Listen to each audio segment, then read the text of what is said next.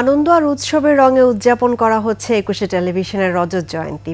জাতীয় পতাকা ও একুশে টেলিভিশনের পতাকা উত্তোলন এবং শান্তির পায়রা উড়িয়ে আনন্দ আয়োজনের উদ্বোধন করেন একুশে টেলিভিশনের চেয়ারম্যান ও সিইও আব্দুস সালাম।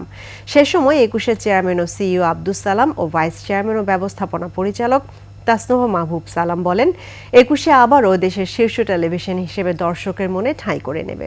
আরও জানাচ্ছেন মানিক শিকদার।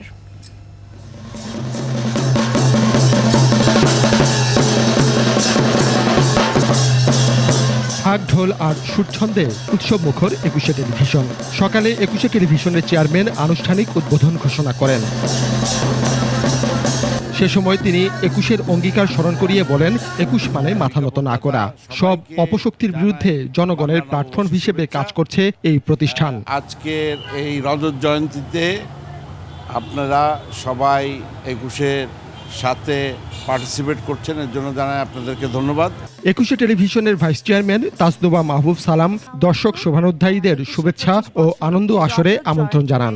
আমি দর্শকদের উদ্দেশ্যে, আমাদের কেবল অপারেটর, বিজ্ঞাপনদাতা এবং সকলকে জানাই আমার আন্তরিক শুভেচ্ছা এবং অভিনন্দন। আজকের এই সারাদিন আমরা আজকে যে প্রোগ্রামটা সাজিয়েছি সবার অংশগ্রহণ কামনা করছি এবং সবাই মিলে এই প্রোগ্রামটা সাকসেসফুলি আমরা ডান করবো ইনশাল্লাহ, এবং সবাই খুব এনজয় করবেন। হোপফুলি ইনশাল্লাহ খুব ভালো হবে। Thank you so much for coming all. জাতীয় পতাকা ও একুশের পতাকা উত্তোলন করেন প্রতিষ্ঠান প্রধান।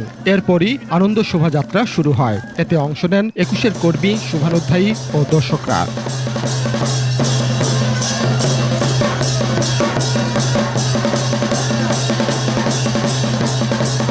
আমাদের খুব আনন্দ লাগছে আজকে।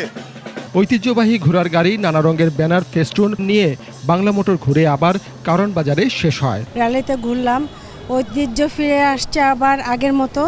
এরপর শুরু হয় সাংস্কৃতিক অনুষ্ঠান।